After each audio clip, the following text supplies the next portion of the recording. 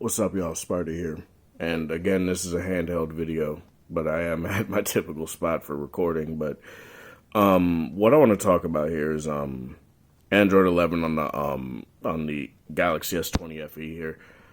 Now, there are a couple things that are quality of life improvements that I do indeed feel are very nice when it comes to One UI 3.0. But there are also other things that I feel Samsung kind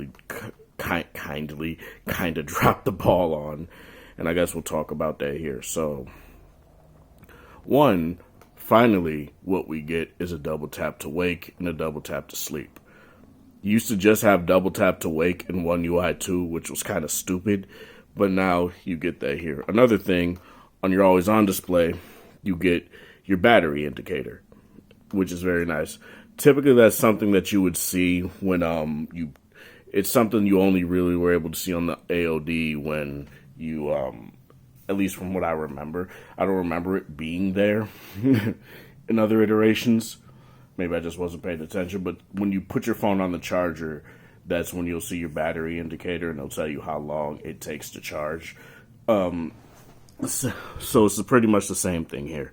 Another thing is that come on, 6T. The fingerprint icon is different. Let me see. Let me hope my Note 10 didn't die. Oh, it's still alive. I think it still looked like this. Whereas now, as you guys can see, it looks a little bit different, a little bit cleaner, a little bit rounder, which is kind of weird, but it works nonetheless. It does seem to work a little bit faster, but it still has the issue for me where the first time you unlock the phone after a while, it does take a little bit longer to unlock, but subsequent unlocks is totally fine. So that's just faster right there. Good Lock isn't fully updated yet, so I can't get stuff like, apologies, Jesus Christ. I can't get stuff like, I can't get stuff like Lockstar still isn't here, I don't think. Let me check. Yeah, Lockstar isn't here. Quick Star is here, which is just your quick buttons. Task Changer still isn't here, so you can't change how your task changer looks. Clock face you can't change. Multitasking thing you can't change. Navstar you can change, so this is here, which is very nice. That's pretty much the only one, I think, except for Notistar. That's there too. Other things is that transitions are indeed smoother. I will say that. The clock is centered now, whereas it used to just be bigger in the upper left corner, I think. Let me actually check my, yeah, this fingerprint's not registered. Whereas it would just get bigger in the upper left corner. Now it's bigger, but it's centered. And much like the V60 and the G8, now the wallpaper is transparent behind the, is blurred out and transparent behind the notification shade and the quick buttons. So that's nice. You also get something, let me find it, enhanced processing. It just makes the phone process data faster, except for like games it doesn't work. But it'll just make your phone run a little bit faster, I guess, and it won't do anything like... It obviously will drain your battery faster, but it's something that I did indeed want to point out. Nothing else has really changed. One thing that has changed is the gallery. Let me go into it here. So,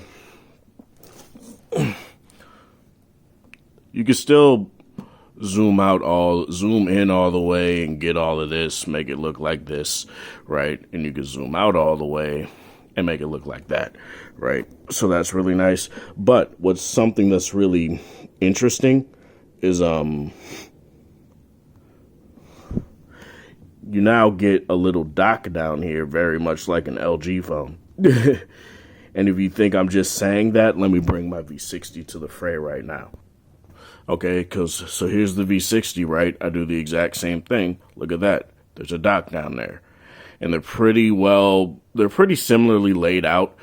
The thing that I do like about One UI is that the settings button, the settings is now down here rather than in the upper right corner. So that's really nice. You do get Google Lens up there, whereas you get Bixby and you get the ability to turn the like a video into a GIF, so the animated GIF, so that you can make it a live wallpaper or something like that. But yeah, they pretty much made they pretty much made certain things in the gallery pretty much like an LG phone, which I'm not necessarily saying that's a bad thing, but it's something that I did want to point out, is that they're taking cues from LG now. So that's really interesting. Okay, so overall what I do like, oh, and also saying when you play music, and let me make sure my media is muted. Now in Android 11, and this is an Android 11 feature, it goes right up by your quick settings rather than down here in the notification shade, and you could have multiple run at the same time. So say I want to play a podcast and pause my music but not necessarily exit out the app, I can do that.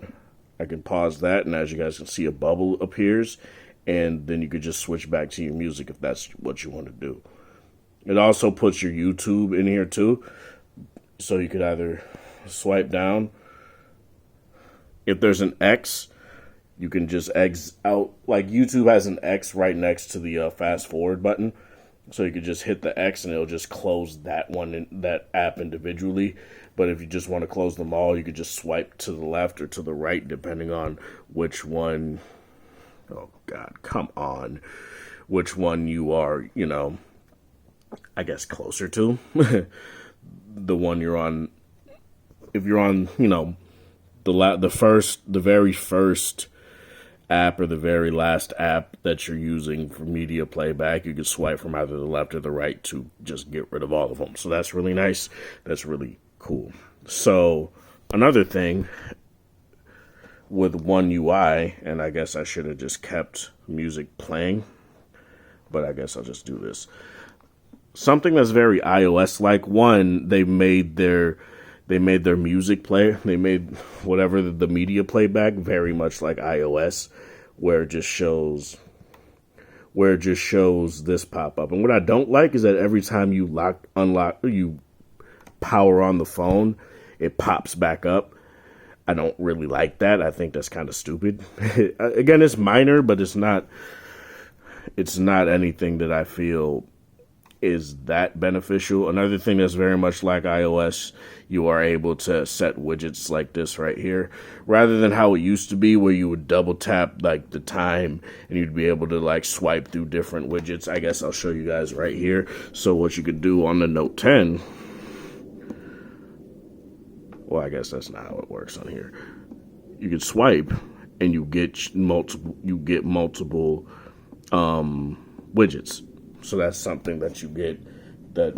That's how it was on One UI 3 or 2.5 or whatever, right?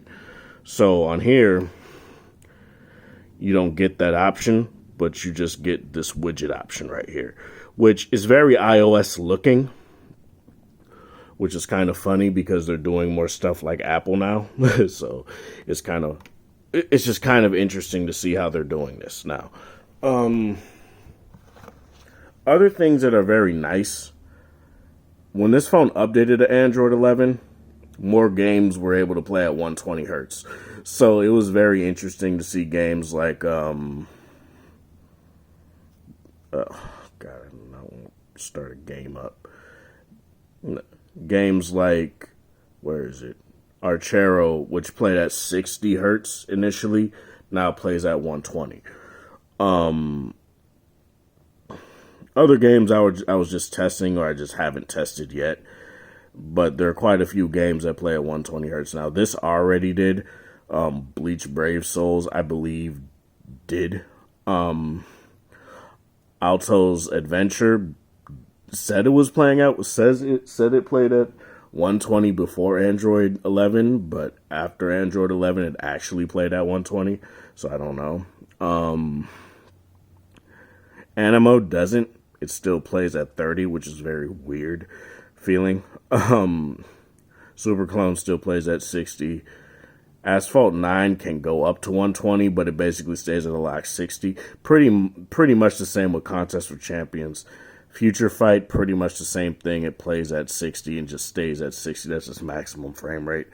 Whereas Contest of Champions has always been able to go up to 120. It just stays pretty much at 60. So that's really nice. But let me talk about the stuff I don't like.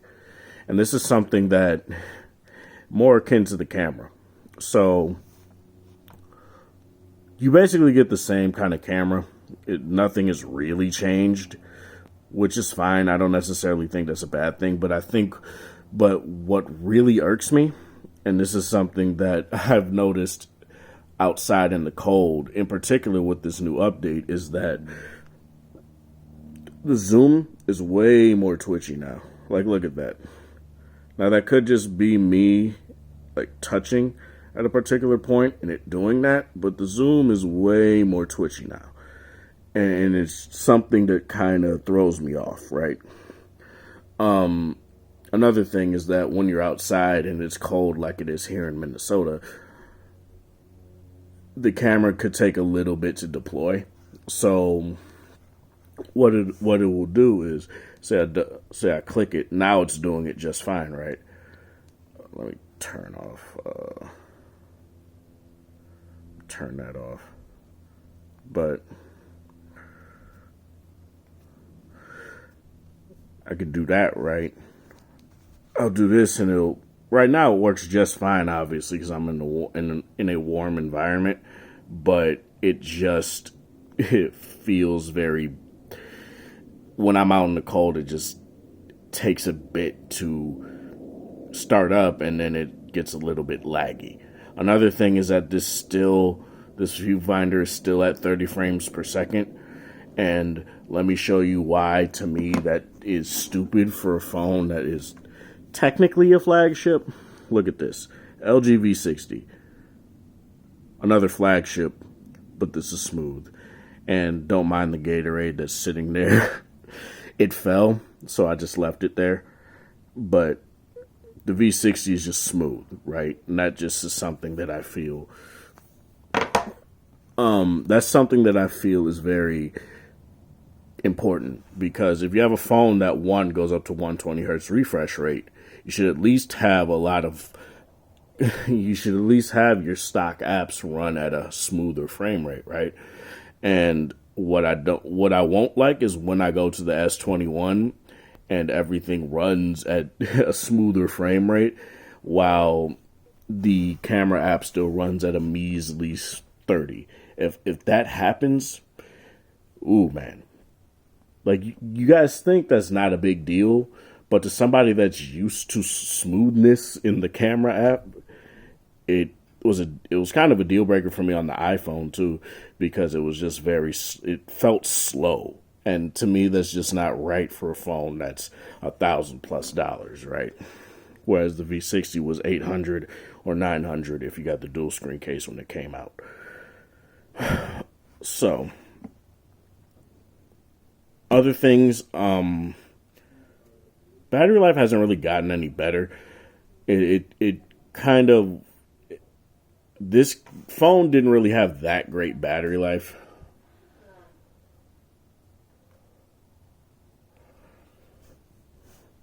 Didn't really have that great battery life when I first got it. It pretty much discharges the same.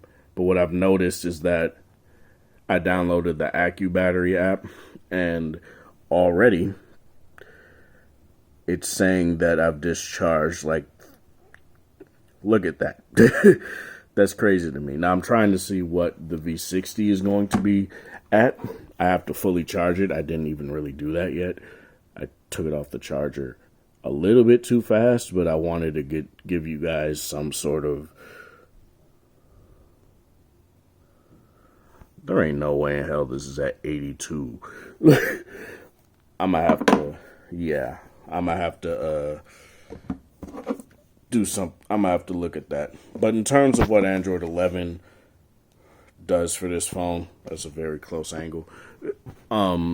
It's very nice. I do have some touch response issues, which is something I didn't have with Android 10 and One UI 2, but it's very minor. It's not anything that I feel is that annoying. It happens sometimes, like let's say like 5% of the time, but it's not like every other time I pick up the phone it happens. So it's totally fine. RAM management is pretty much the same. The phone is still pretty much smooth. It doesn't really have any hitches or anything like that. Everything else is just perfect. Oh, well, as perfect as a Samsung phone could be anyway. What I want to check, because apparently in the developer options they put the ability to, baked into Android, see your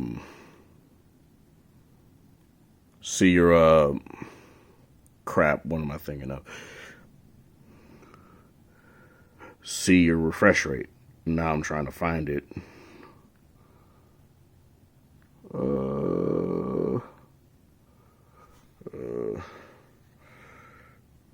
Frame.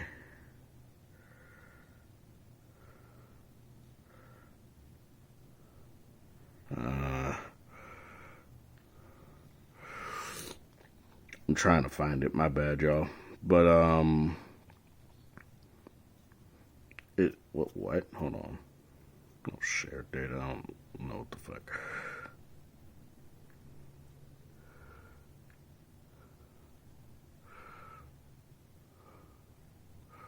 Yeah, I'm trying. Oh, it's right there. Show refresh rate. So, as you guys can see now, it's saying it's at 120 hertz. So that's really cool, I guess. It's very dev looking, which is kind of weird.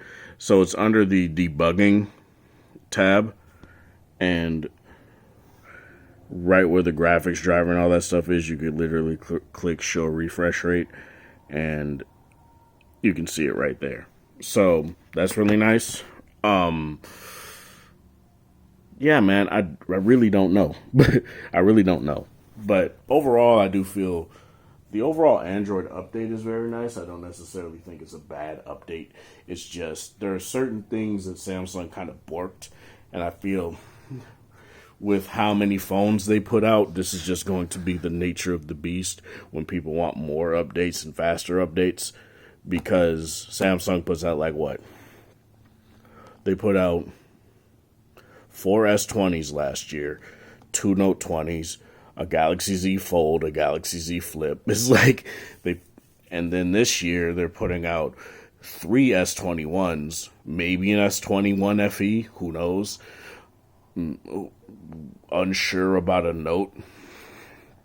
But yeah, there's just a whole bunch of crap, and this is just the nature of the beast when it comes to wanting more updates on your phones, which, again, is totally justified. I'm not even trying to say you guys are stupid for wanting more updates. This is something that I feel is definitely warranted and definitely needed, is Android manufacturers to catch up with Apple with at least 3 years of software updates, and maybe 5 years of security updates would be nice, because to me, that's just what's needed. I don't think we need 5 full years of Android system updates because then we get the Apple problem where an iPhone 4S or an iPhone 5 just can't run this software. The iPhone 6S that I have can barely run iOS 14. Like, we don't need 5 years of full Android software updates if they're just not going to be as fast as they used to be, and the batteries aren't going to be as good as they used to be. So yeah, that's all I really want to say. This is Sparta. Thank you guys for watching. Thanks for support. Let me know in the comment section below if you have Android 11 on your phone. How has it been working for you? Have a good one.